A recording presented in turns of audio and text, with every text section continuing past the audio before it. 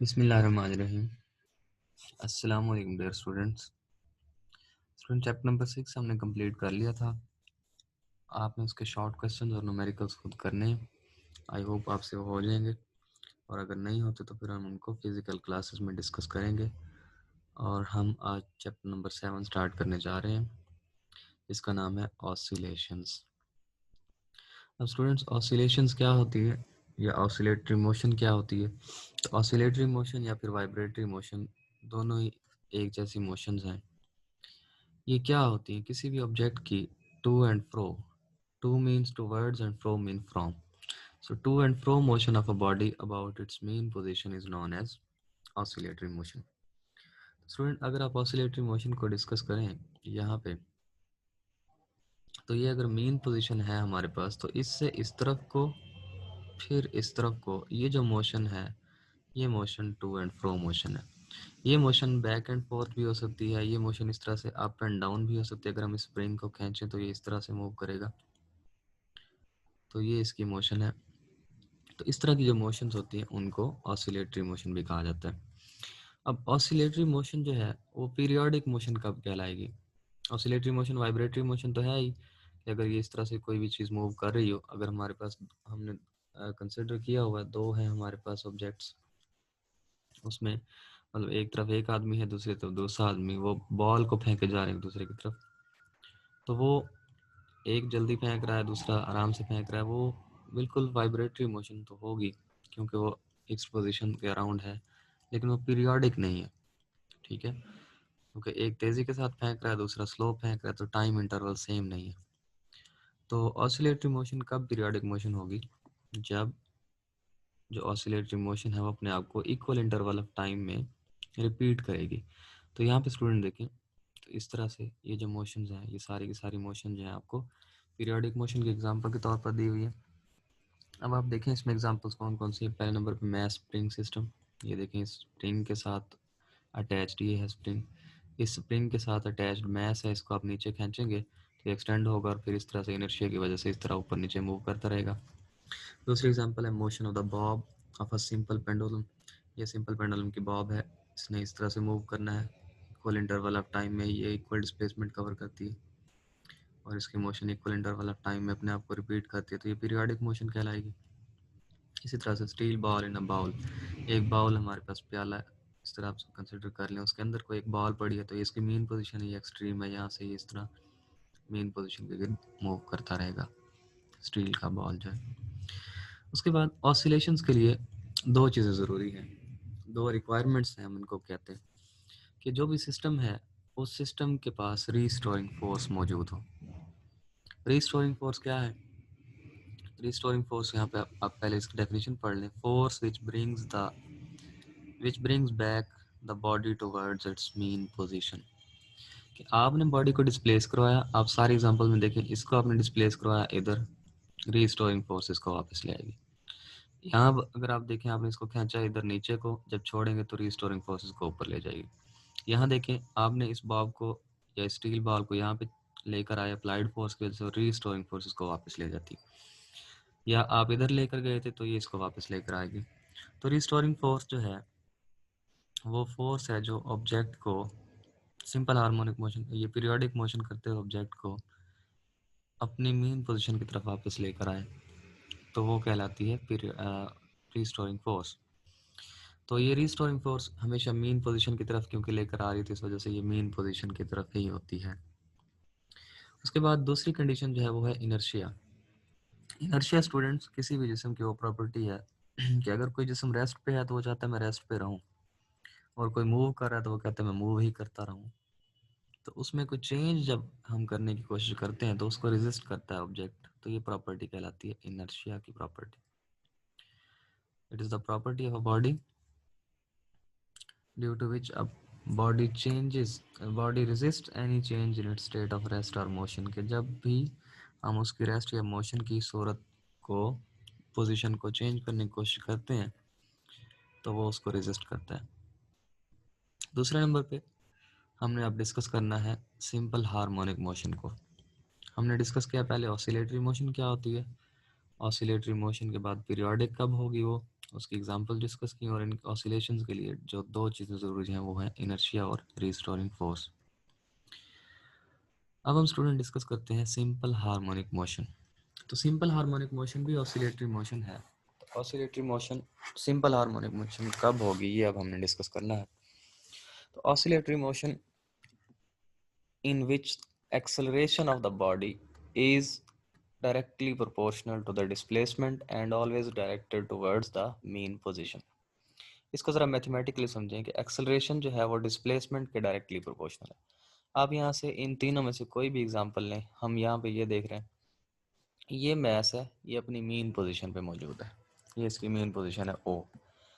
हमने इसके ऊपर फोर्स लगाई, फोर्स की वजह से एक्सेलरेशन हो रहा है। जितना एक्सेलरेशन जो है, एक्सेलरेशन कब बढ़ेगा आप देखें, हमने इसके ऊपर लगानी है अप्लाइड फोर्स, इस फोर्स से ये ऑब्जेक्ट चला गया इधर, ठीक है जी, इसको हमने अप्लाइड फोर्स दी। अब रीस्टोरिंग फोर्स क्या करेगी, इसको वापस लेकर आएगी और इसमें जो एक्सेलरेशन प्रोड्यूस होगा, अब वो देखें, जितना ज़्यादा आप उसको लेकर गए उतना ज़्यादा एक्सेलरेशन तेज़ी के साथ वो आएगा। अगर यहाँ से आराम से छोड़ देते हो आराम से वापस जाता, आप ज़्यादा दूर लेकर गए हैं तो ये ज़्यादा तेज़ी से मूव करेगा, वेलोसिटी का चेंज जो है वापसी आते हुए। तो रीस्टोरिंग फोर्स की वजह से उसमें एक्सेलरेशन होता है। और देखिए आप इसको इधर मूव करवा रहे हैं अप्लाइड फोर्स की वजह से, और एक्सेलरेशन इसमें किधर प्रोड्यूस हो रहा है, इस तरफ को, जब इसको छोड़ते हैं तो, ठीक है। तो रीस्टोरिंग फोर्स की वजह से, तो ये जो है ऐसी मोशन सिंपल हार्मोनिक मोशन कहलाती है। The oscillatory motion in which acceleration of the body at any instant is directly proportional to the displacement and always directed towards its mean position. ये जो नेगेटिव साइन यहाँ पे नजर आ रहा है students आपको, ये नेगेटिव साइन शो करता है कि इसकी डायरेक्शन हमेशा मीन पोजीशन की तरफ है। अब इसके लिए भी एक और थर्ड अगर कंडीशन होगी, तो ये जो पीरियोडिक मोशन थी या ऑसिलेशन थी, ये हमारे पास सिंपल हार्मोनिक मोशन बन जाएगी। इनर्शिया और रिस्टोरिंग फोर्स को हम डिस्कस कर चुके। फ्रिक्शन लेस सिस्टम, कोई भी सिस्टम जो है उसमें फ्रिक्शन ना हो। अब ये सिस्टम है हमारे पास, तो इसमें हमने एयर रेजिस्टेंस को इग्नोर किया हुआ है, इसमें भी एयर फ्रिक्शन को इग्नोर किया हुआ है। इस केस में क्या होगा, ये जो बाउल है उसकी इंटरनल सरफेस जो है वो फ्रिक्शन लेस हो, खुरदरी सरफेस ना हो कि इसकी मोशन स्टॉप हो जाए, फ्रिक्शन लेस हो, प्लेन सरफेस हो। तो ये तीसरी कंडीशन है सिंपल हार्मोनिक मोशन के लिए।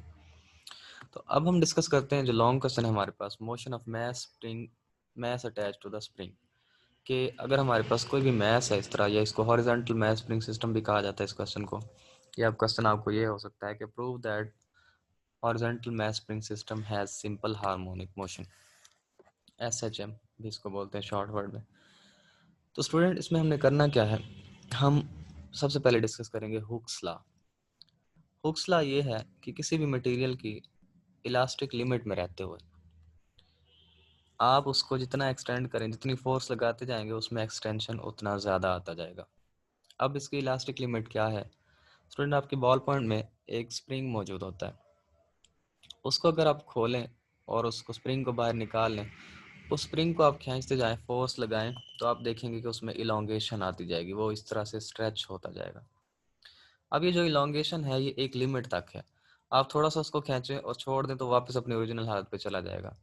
लेकिन अगर आप उस स्प्रिंग को बहुत ज़्यादा खींच दें तो वो वापस अपनी ओरिजिनल हालत में नहीं आता, इसका मतलब आप इलास्टिक लिमिट से बाहर चले गए।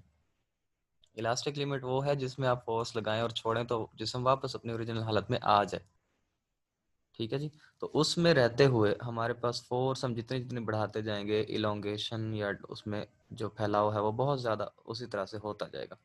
तो इसको हमने कांस्टेंट के जरिए लिखा F इज इक्वल टू के एक्स। अब स्टूडेंट यहाँ पे के क्या है, के को हम स्प्रिंग कांस्टेंट कहते हैं, ठीक है जी। ये जो के है ये स्प्रिंग कांस्टेंट कहलाता है।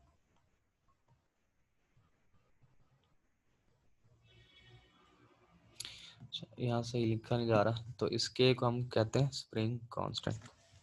अब ये जो स्प्रिंग कांस्टेंट है ये क्या बताता है, स्प्रिंग कांस्टेंट किसी भी ऑब्जेक्ट, यानी हमारे पास कोई स्प्रिंग है उसके बारे में, उसकी स्टिफनेस के बारे में बताता है कि कितना हार्ड होगा ये स्प्रिंग या कितना सॉफ्ट होगा ये स्प्रिंग, ये के की वैल्यू बताएगी, ठीक है स्टूडेंट्स। तो यहाँ से अगर आप के निकालें तो F/x आता है, तो इसका मतलब कितनी फोर्स आपको चाहिए इलोंगेशन क्रिएट करने में, तो वो आपके पास के की वैल्यू बताती है।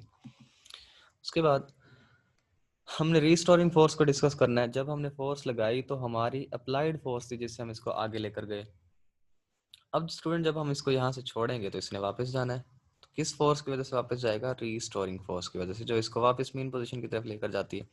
हमने इसको यहाँ से डिस्प्लेस करवा दिया इधर, अब ये वापस जाएगा रीस्टोरिंग फोर्स की वजह से। तो क्या स्टूडेंट्स यहाँ पे रुकेगा? नहीं रुकेगा। क्यों?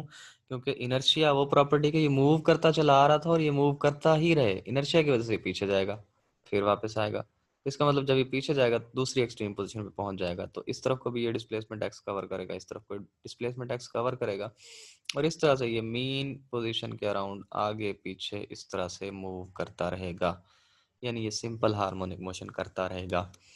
तो हम अगर ये कंडीशन फुलफिल करवा लें कि इसमें जो एक्सेलरेशन प्रोड्यूस हुआ वो डायरेक्टेड टुवर्ड्स मीन पोजीशन भी है और डिस्प्लेसमेंट जो है के अकॉर्डिंग उसके डायरेक्टली प्रोपोर्शनल भी है, तो इसका मतलब ये कंडीशन अगर प्रूव होती है तो इस स्प्रिंग सिस्टम की मोशन भी जो है सिंपल हार्मोनिक मोशन है। तो हमने रिस्टोरिंग फोर्स लिखी, एफ आर से हमने इसको रिप्लेस कर दिया, is equal to minus K x, ये माइनस साइन बता रहा है कि टुवर्ड्स द मीन पोजीशन है।